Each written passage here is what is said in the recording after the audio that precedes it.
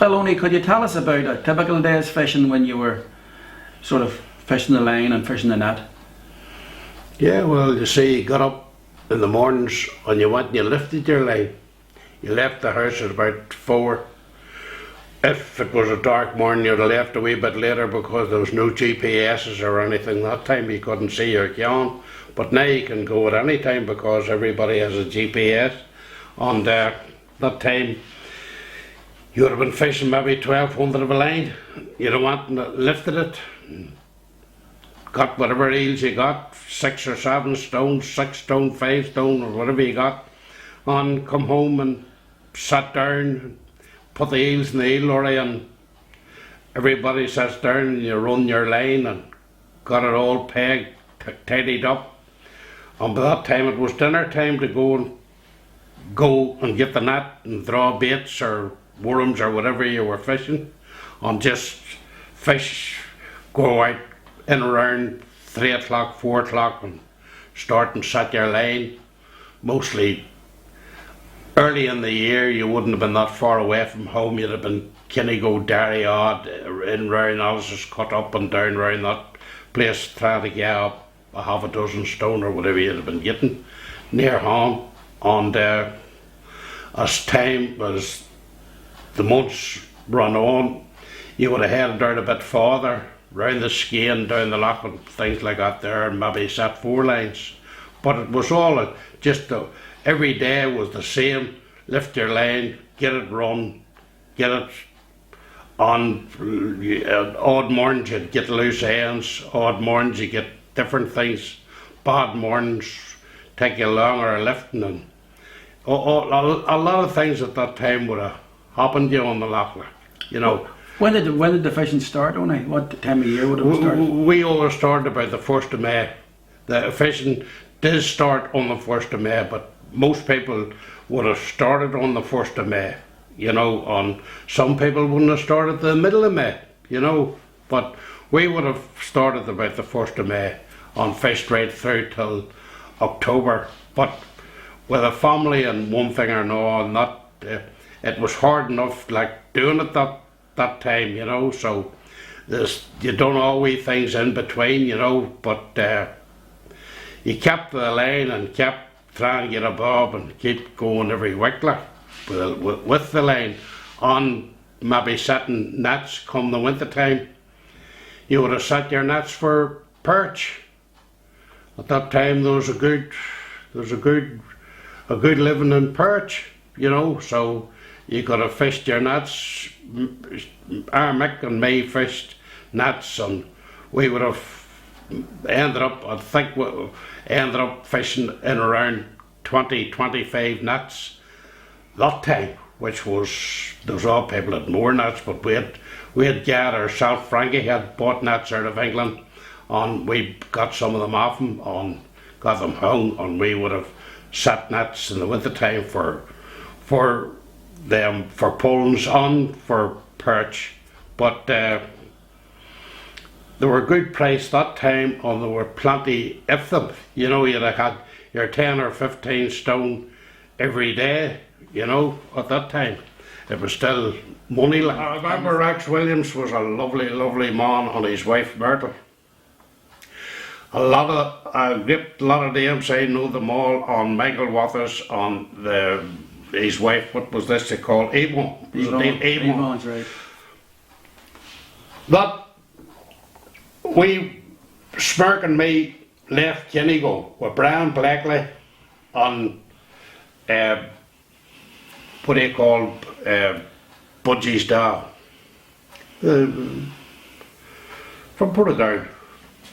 Budgie the boat. Can't remember when Do surely. it's going back away. No, it's not.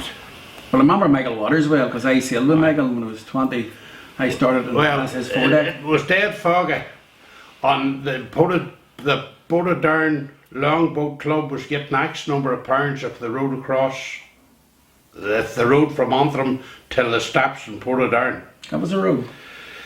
That was some row, and it was pure dance fog. We left the three of them, we got across till the yacht club, and Brian come out with this thing. And we nailed it on the deck of my boat. We brass things, nails, pushed them in. And he says, only could you steer from here till Owen. I says, well, we'll have a go at it. So I steered the boat from the yacht club to Lough. And he says, oh, we're at Lough. He says, we're about Lough now. And right enough, Lough was just there. We could just see it in the fog. He says, right now, doot with his pen or pencil or whatever it was he was doing, right, he says, that road. Could you take us to the flat? So we took the boat to the flat, got past the flat, and straight down the road, straight on down. He says, another 5 minutes and we'll be in the mouth of the Antrim River. And we hooked the boat, got the boats on the road home, the whole road to Paddy Prunty. Put it down to the old boat club. Michael Waters' Avon's brother was an editor, I think, for the Paddy Prunty Times or something. And he presented them with a do-re-mi or whatever, up or whatever it was. And we come home down the barn and me and Smirk went that night, enthralled a bit that night. But that's what it was like that time. But they were all decent. So there was an overnight race. Will you hear this? And some of them had broke their mast. I think it was Oliver Thompson broke his mast. And Rex Williams. Remember Rex? And another man. And another man. Can't remember who they were. But I took my boat out. I met two boats in the back lough.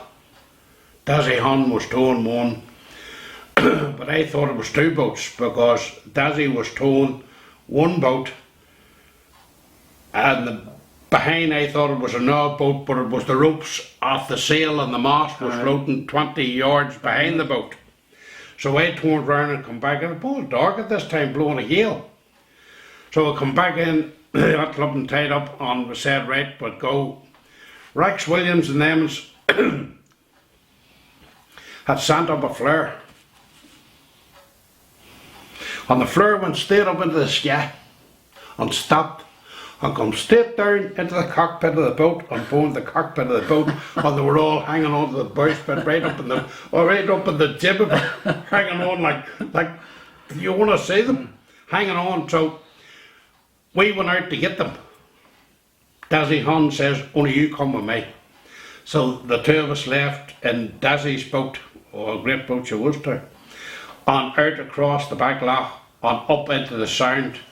And no matter when we couldn't get near the yacht, you see, and the boys on her, and there was one man on her, and he was I don't know what you called him, but was he scared. So I said there's only one way to get them men off that boat. It was, I'll grab the hurl of the stern of the boat, Dazzy. I'll lay over the head of your boat. You hurl my legs and let them crawl over my back. And they crawled over my back and into Dazzy Hun's boat. That's how they got into her.